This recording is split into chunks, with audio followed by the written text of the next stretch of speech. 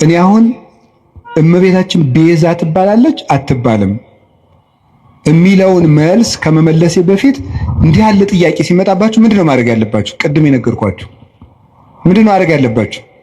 ስለዚህ ጉዳይ የትናንትና አባቶቻችን ምን ብለዋል ነው? ምን ብለዋል? ቅዱስ ያሬድ ምንድነው ያለው? አባ ጊዮርጊስ ምንድነው ያለው? ቅዱስ ጎርጎርዮስ ዘንዚናዙ ምንድነው ያለው? ሕሊናዋን በመጠበቋ ስጋዋን ጠብቃ ንጹህ ሆና በመኖሯ ፍጹም እምነትን በመያዟ she became the advocate of Eve ነው የሚለው። ከእንግሊዘኛው ቀጥታ ስለወሰድኩት የሔዋን ጠበቃዋ ቤዛዋ ሆነቻት ነው የሚለው ቅዱስ ጎርጎርዮስ ዘንዚናዙ። ታዲያ ምንድነው ማድረግ የፈለጋችሁ ይባል? ሄዳችሁ ትናንትን ማየት ነው። ይባላል አይባልም? ሐሳብ ሲገጥማችሁ ምን ተብሏል? እስኪ መምህር አባቶች ምን ብለዋል በዚህ ጉዳይ ላይ? ኑረውበታል እኮ። ግን እንደው ይሄ ልነግራችሁ ፈልጌ ነው። እኔ አንድ ገጠመኝ ልንገራችሁ። ሰሞኑን ኢየሩሳሌም ነበርኩኝ እና እመቤታችን ቤዛ ትባላለች አትባልም የሚለው እዚህ በጣም ብዙ እየተምታታ ስለሆነ ብዙ ሰው ስለዚህ ጉዳይ መልስ ስጠን ምናምን እያለ ቴክስትም ያደርግልኛል። ዝም ብዬ ቁጭ ብዬ ስል ጋይድ የሚያደርገን ሰው ጀሚር ይባላል እና ጀሚር ሲሄድ ልጁን ተካልን። ልጁ ፋዲ ይባላል። አሁን ሰበሰብኩት አይደል? ፋዲ ይባላል እና እኔ መተዋወቅ ሰውን ስሙን መጠየቅ ደስ ይለኛል። ማን ነው ስምህ ስለው ፋዲ አለኝ። አረብኛ ነው። ፋዲ ማለት ምን ማለት ነው ስለው ቤዛ ማለት ነው አለኝ። እኔ በጣም ነው የገረመኝ። እና ፋዲ እንኳን ቤዛ ተብሏል። እኔ እውነቴን እኮ ነው የምነግራችሁ ማለት ነው። እንደው ፋዲ በአቅሙ ቤዛ እየተባለ እመቤታችንም እንዴ! እና እኔ በጣም በየቀኑ ፋዲን ባገኘሁት ቁጥር በጣም ሲገርምና አብራራልኝ አልኩት። የምሬንም ነግራችሁ ውሸቴን አይደለም። 2-3 መምህራን ጋር ፋዲን አስታውቀዋለሁ ከነ ትርጉሙ በእንግሊዘኛ እንዲተረጉምልን እያደረኩ እና ፋዲ ምን ማለት ነው ግን ቤዛ ስለው ራስን እንደ ክርስቶስ ለሌላው አሳልፎ መስጠት ማለት ነው። ቤዛ ማለት እንደዚህ ያለ ማን ነው? ፋዲ በሉ እንጂ እንደዚህ ብሎ ራሱ የነገረኝ ማን እንደሆነ ታውቃላችሁ? ፋዲ ነው። እና በጣም ገርሞኝ እግዚአብሔር እንዴት ነው የሚያስተምረው? በጣም ነው የገረመኝ። ስለዚህ ጉዳይ ዝም ማለት ነበር የፈለኩኝ። አንደኛ ማንም ሰው ትልቅ ሰው የሚሆን ትንሽ ሰው ይስታል፣ ወደ መንገዱ እንዲመጥገማረው እንጂ እልክ ይዞት እንዲጠፋ እኔ አልፈልግም። እግዚአብሔር በሚያውቀው ዝም ማለት ፈልጌ ሳለ ፋዲ እንደዚህ ያለኝ እናም ከዛ እኔ ለዚህ የስሙ ትርጓሜ ዮሐንስ ወንጌልን ነገርኩት። አልቦ ፍቅር ዘይአቢ እምዝ ፍቅር ከመብሲ ዘይሜጡ ቤዛ ነፍሰ ቢጹ ራሱን ለባልንጀራው አሳልፎ ከሚሰጥ በቀር ከዚህ የሚበልጥ ፍቅር የለም አለ። ራሱን ለባልንጀራው አሳልፎ የሚሰጥ ከዚህ የሚበልጥ ፍቅር የለም። ይህንን በእንግሊዘኛ ስልኬ ላይ መጽሐፍ ቅዱስ አውጥቼ አስነበብኩት። ፋዲም ፎቶ አንስቶ አረብኛ መጽሐፍ ቅዱስ ላይ አነበዋለሁ ብሎ ይሄድ እላቸዋለሁ። እና በጣም ብዙ ሊቃውንት ትምህርት ሲሰጡበት ስለከረሙ እመቤታችን ቤዛችን ናት። ቤዛችንም የሆነችው ምን በማድረግ እንደሆነ 1-3 ሐሳብ ብቻ ልንገራችሁ። በጣም የሚያስደንቁ ጉዳዮች። ቤዛ ማለት ምን ማለት ነው? ምትክ፣ ለውጥ። መጽሐፌን አንብቡት። ማስታወቂያ እየሰራው ሊሆንብኝ ብሎ ነው እንጂ እኔ አሐቲ ድንግል የምትባለው መጽሐፌ ላይ አንድ ምዕራፍ 6 ላይ ቤዛዊት ዓለም ብዬ ጽፌያለሁ። ማንበብ የእናንተ ድርሻ ነው አይደለ? ጉዳዩ ከመነሳቱ በፊት ይሄ ጉዳይ እኔ ወደዚህ ጉዳይ አልመጣሁም። ቀድሜ ግን ሐሳቡን ጽፌያለሁ በዚህ ጉዳይ ላይ እና ቤዛ ምትክ፣ ለውጥ፣ ጥብቅና ጠበቃ መሆን፣ መዋጀት፣ አዳኝነት፣ መታደግ እንደማለት ነው። ለጌዛ ቤዛ ሲባል የራሱ ትርጉም አለው። ብዙ ሊቃውንት ብዙ ስላሉበት እዚህ ጉዳይ ብዙ ማለት አልፈልግም። እመቤታችን ቤዛ ስንላት ከጌታ ጋር አስተካክለን ሳይሆን ለውጥ ማለት ነው። ምንድነው ለውጥ? ከመጀመሪያይቱ ሴት የጎደሉ ነገሮች ነበሩ። ያንን በዚያችኛይቱ ሴት ምትክ ይዛ በመገኘት ነው ቤዛ የሆነችው። የሔዋን ለውጥ በመሆን የመጀመሪያው እናታችን ሔዋን እምነት ጎድሏት ነበር። ምንድን ያልኳችሁ ንገሩኝ እንጂ እምነት ይጎላት ነበር። እምነት ይጎላት ነበር። ምንድነው እምነቱ? ለመበላይክሙ እንትኮ በለሰ ሞተ ትመውቱ፣ ይህንን ዕፀ በለስ ስትበሉ ትሞታላችሁ። ማነው እንደዚህ ያለው? እግዚአብሔር። ሰይጣን መጣና ይህንን በለስ ስትበሉ ምን ትሆናላችሁ? አምላክ ትሆናላችሁ። አሁን ሔዋን ይህንን ስታምን የእግዚአብሔርን ቃል ካደች ማለት ነው። ስለዚህ እናታችን ሔዋን ምን ጎደላት? እምነት ጎደላት። እግዚአብሔርን ተጠራጠረችው። አይ ሊሆን አይችልም ብላ ዲያብሎስን አመነች፣ እግዚአብሔርን ካደችው። በተግባር ካደች ማለት የእግዚአብሔርን ቃል ተጠራጠረች። እግዚአብሔር ዓይናችሁ እንዳይገለጽ ስለፈለገ ነው እንጂ እውር እንድትሆኑ ፈልጎ እውሩናችሁ እንዲቀሩ ፈልጎ ነው እንጂ ስለምትሞቱ አይደለም ብሎ ዲያብሎስ ሲነግራት አሃ ነው ብላ የእግዚአብሔርን ሐሳብ ተጠራጥራ የዲያብሎስን ተቀበለች። አሁን የመጀመሪያይቱ ሴት እምነት ስላጣች በዚያ እምነት ማጣት ምክንያት ሞት ወደዚህ ዓለም ገባ። ከዚያስ ሁለተኛይቱ ሔዋን ድንግል ማርያም ምን አደረገች? እግዚአብሔርን ትወልጃለሽ፣ የምትወልጂው በድንግልና ነው አላት። ይሄ ነገር እንዴት ነው ሊሆን የሚችለው ብላ ጠየቀች። እኔ ወንድ አላውቅም። ቅዱስ ጎርጎርዮስ ዘንዚናዙ ይህን ሲተረጎመው ወንድ አላውቅም ማለት እስከ ጭራሹ ከወንድ ጋር የመኖር ሐሳብ የለኝም ማለቷ ነው ይላል። ሌሎችም ቅዱስ አትናቴዎስ፣ ቅዱስ ቄርሎስ ተርጉመውታል። ሶስቱም እስከ ፍጻሜው ድረስ ሕሊና የራሱ የታተመ ነው ማለቷ ነበረ። ታዲያ ምን አለ? ለእግዚአብሔር የሚሳነው ነገር የለም ማለት ነው። ለእግዚአብሔር የሚሳነው ነገር የለም። ተወልጃለሽ፣ እንደ ቃልህ ይደረግልኝ። ልብ በሉ። ዛሬ አምላክ ሰው ከሆነ በኋላ ሰዎች ሁሉ እንዴት አምላክ ይሆናል እያሉ ማመን አቅቷቸዋል፣ ታምር ከተደረገ በኋላ። ድንግል ማርያም ግን ሆኖ የማያውቅን ምስጢር ለመጀመሪያ ጊዜ ያመነችው የመጀመሪያይቱ ምእመን ናት። የመጀመሪያይቱ አማኝ ሆኖ የማያውቅን ምስጢር። እስራኤል ባህር ቢሸገሩ አይደንቅም። ይሄ ኖህ በውሃ ላይ ሲንሳፈፍ ስለተነገረ እናውቀው የለ። ደመና ከሰማይ ህብስት ቢያወርድ አይደንቀንም። ይሄ እግዚአብሔር መጋቢ ነው፣ ባዶዋን መሬት እንድታበቅል አድርጓታልና። ፈርዖን ቢሰጥም እሱም አይደንቀንም።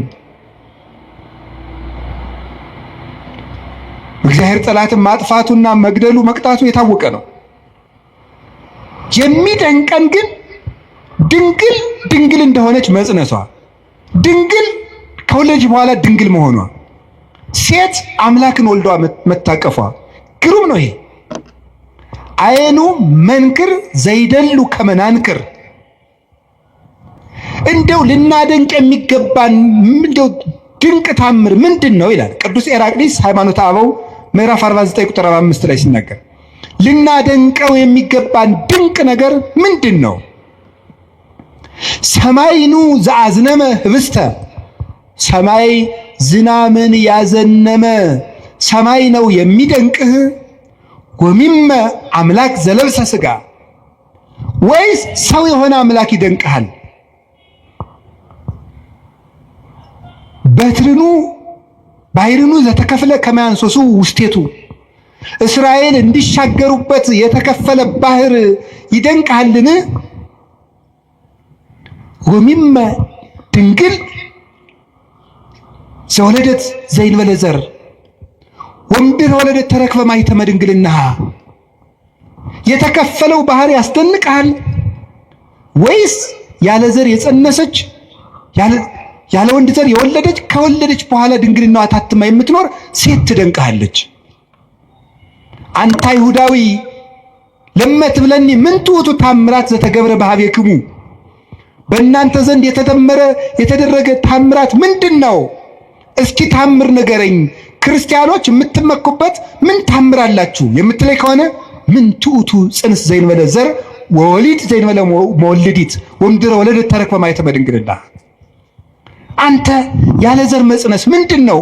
ከወለደች በኋላ ድንግል መሆን ምንድን ነው? ኮኩኒ ዛንቃ ማየ ውሃ ያፈለቀ አለት ይደንቅሃልን? ወሚመ መስቀል ዘቀደሰ ዓለመ፣ ወይስ ዓለምን የቀደሰ መስቀል ይደንቅሃል? ምን ትውቱ ስርቀተ ስብሐተ እግዚአብሔር፣ የእግዚአብሔር ብርሃን በቤተልሔም መገለጡ ምንድን ነው? ስብሐተ ኖሎት የእረኞች ምስጋና ምንድን ነው? ወውረተ ኮከብ በክሌፍና ኮከቡ ከሰው መሃል እየተሰወረ ብቻውን እየተገለጠ መሄዱ ምንድን ነው? ሐዊር በውስተ ባሕር እንዘ ይርህስ ሀገሪሁ፣ እግሮቹ ሳይረጡበት በባህር ላይ መራመድ ምንድን ነው? ሐዊረ አንካሳን የአንካሶች መሮጥ ምንድን ነው? የሙታን መነሳት ምንድን ነው? ተገሰጽ እምዝንቱ ታምር ወስግድ ለዘተሰቅለ። ይህን ታምር አይተህ አንተ ሰው ተገሰጽ፣ ተማር፣ ለተሰቀለው አምላክም ስገድ ይላል። ታምር ይሏቸዋል የድንግል ማርያም ማኅፀን። ይህ የሚደንቀን ሁኖ የማያውቅን ነገር ያመነች ብፅዕት ኤልሳቤጥም እንዲህ ነበር ያለቻት፣ ብፅዕት አንቲ እንተ ተአምኒ ከመ ይከውን ቃል ዘነገሩኪ፣ ከእግዚአብሔር ተልከው የነገሩሽ ቃል እንደሚሆን የምታምኝ አንቺ ብፅዕት ነሽ። ያመንሽ አንቺ ብፅዕት ነሽ። ሔዋን የሌላትን እምነት ይዛ በመገኘት የሔዋን ጠበቃዋ ድንግል ማርያም ናት፣ ቤዛዋ ናት። አንድ ሁለተኛስ ድንግል ማርያም ይዛው የተገኘችው አንድ ድንቅ ነገር አለ። እሱ ምን እንደሆነ ታውቃላችሁ? ትህትና ይባላል። ሔዋን ምን አደረገች መስላችሁ? አምላክነትን ነው የተመኘችው አይደል? በለስን ስትበላ አምላክነትን መመኘት የትዕቢት የመጨረሻው ነው። ድንግል ማርያም ከዛሳ ሊቃውንት ሲተረጉሙላሉ መስላችሁ? ትህትና ዘይት ነው፣ መንፈስ ቅዱስ ወይም የመንፈስ ቅዱስ ጸጋ መብራት ነው ይላሉ። ዘይቱ ሲያልቅ መብራቱ ምን ይላል? ይጠፋል። ትህትና ከሰው ሰውነት ሲጠፋ መንፈስ ቅዱስ ከሰው ምን ይላል? ይርቃል። አዳምና ሔዋን የትህትናቸው ዘይት ሲያልቅባቸው የመንፈስ ቅዱስ ብርሃን ከነሱ ራቀ። ራቁታቸውንም ሆኑ። በለስም ቅጠል ቆርጠው አገለደሙ አዳምና ሔዋን። ድንግል ማርያምሳ የአምላክ ተፈሥሒ ፍሥሕት ኦ ምልዕተ ጸጋ እግዚአብሔር ምስሌኪ ደስተኛይቱ ወይ ደስ ይበልሽ ሲላት እንዲህ ያለ ሰላምታ ለሴት ይገባል፣ ለኔ ይገባኛል፣ ለፍጡር አለችው። ተመልከቱ ትሕትናዋን። በሔዋን ባለቀው ዘይቷ በኩል ሞት ወደዚህ ዓለም ገባ። ትሕትናን በተሞላችው እውነተኛይቱ የሕይወታችን ማሰሮ በድንግል ማርያም በኩል መንፈስ ቅዱስ መጣ። ዘይቱ ካለ መብራቱ እንደሚኖር ትሕትና ካለበት መንፈስ ቅዱስ ይኖራል። እና ይሄ እንዴት ያለ ሰላምታ ነው ባለች ጊዜ ጸጋን የተመላሽ ሆይ ያሰኘት ይሄ ነው። ሙሉ ናት እመቤታችን። ትሕትና የጎደላትን የእናቷን ትሕትና ይዛ በመገኘት የሔዋን ቤዛዋ ናት። በትሕትናዋ ትሕትና አያችሁ ዘመዶች፣ በእምነት ማጣት ሞት በሔዋን ጆሮ ገባ። በድንግል ማርያም እምነት ሕይወት ቃል በሷ ወደ እሷ ማህፀን ገባ። በሔዋን እምነት ትሕትና ማጣት ሞት ወደኛ ገባ። በድንግል ማርያም ትሕትና ሕይወታችን ክርስቶስ ከሷ እንዲወለድ ሆነ። የትሕትናዋ በር ነው አምላክ ልጇ ይሆን ዘንድ ወደ እሷ እንዲወርድ ያደረገው። ትሕትና የቅድስና ሁሉ መሰረት ነውና ከቃሉ ጋር ናችሁ። ንጽሕናዋስ ብትሉ ንጽሕናዋስ ምን ይላል መሰላችሁ? ድንግል ማርያም ምንድን ነው የምትባለው? የእግዚአብሔር ምንድን ነው የምትባለው? በሉ እንጂ ከተማ በሉ እንጂ የእግዚአብሔር ምን መዝሙር 86 ስላለ ይሄንን ለቅዱስ ኤፍሬም ለቅዱስ ያሬድ የእግዚአብሔር ከተማ አምልተው እና አባ ጊዮርጊስ አምልተው አስፍተው ተርጉመውታል። የእግዚአብሔር ከተማ ማለት ምን ማለት ነው? በነገራችሁ ላይ አንድ እንደኔ ያለ ሰው ዝም ብሎ ደርሶ የእግዚአብሔር ከተማ አይባልም። ትንሽ ያላት እንቅልፍ የላት እንደሚባለው አንደኛ ቆሮንቶስ ምዕራፍ 3 ቁጥር 16 ላይ እናንተ የመንፈስ ቅዱስ መቅደስ ናችሁ ይላል ብሎ ሊጠቅስ ነው። አንዱ ሩጦ እንደዚህ ነው የሚለው። በነገራችሁ ላይ መናፍቃን እኛ አንድ ጥቅስ ስንጠቅስ ያኛውን የማናውቀው ነው የሚመስላቸው። የጅል ነገር እናውቀዋለን፣ ጠፍቶን አይደለም። ያኛው ይሄኛው በንስሐ ነው። የእግዚአብሔር ከተማ የተባለችው ምን ማለት ነው? ከእግዚአብሔር ውጭ ወደሷ ምንም ነገር ገብቶባት የማያውቅ ማለት ነው። የሚያስደንቅ እኮ ነው። ይሄ በድንግልና መጽነሷን ብቻ አይደለም፣ ሕሊናዋ ውስጥ ራሱ ከእግዚአብሔር ውጭ ምንም ሐሳብ ገብቶባት የማያውቅ። አይገርማችሁ? አይገርማችሁ? ሐሳቡ የታጠረለት ፍጡር የት ይገኛል? እስቲ የፈለገ ገሊት ድንግል ናት፣ ገሌ ድንግል ነው ይባላል። በሐሳቡና በሐሳቧ ግን ስንቱን ነውታል? በሐሳባችን ስንቱን በድለናል። ድንግል ማርያም ግን ሐሳቧ የታጠረ ቅዱስ አትናቴዎስ የገለጣት መንበር የምትገልጠው እሷን ነው። መኑ ውእቱ ዘከማከ ዘከለለ መንበሮ በእሳት፣ አቤቱ መንበሩን በእሳት ያጠረ እንዳንተ ያለው ማን ነው? መንፈስ ቅዱስ የጋረዳት ናትና ፍጹም ንጽሕት እርግማን የሌለባት መርገም ያልወደቀባት ምልአተ ኃጢአት ያላገኛት ቃሏ ቅዱስ ቅዱስ ድንግል፣ ሐሳቧ ድንግል፣ ስጋዋ ድንግል፣ ልቡናዋ ድንግል የሆነች እመቤታችን ናት።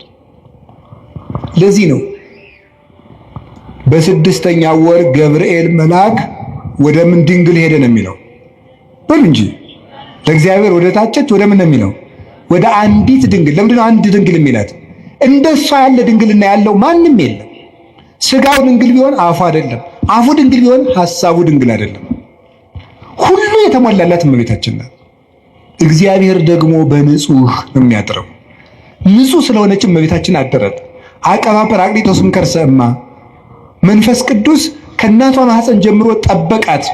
ወኢረኩሰት በምንትኒ እምዘፈጠራ፣ ከፍጥራትም ጀምሮ ምንም በምን አላደፈችም። እንዴት ሆና ነው ከሰው ተገንታ የሰው እርግማን ያላረፈባት?